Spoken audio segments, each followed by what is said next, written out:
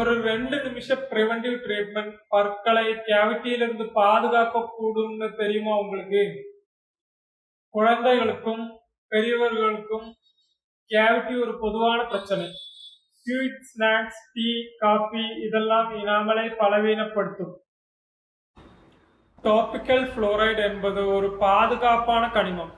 இது பல்லுக்கு மேலே போடும்போது இனாமலை பலப்படுத்தி கேவிட்டி வாய்ப்பை 40 முதல் 60% வரை குறைக்கும்.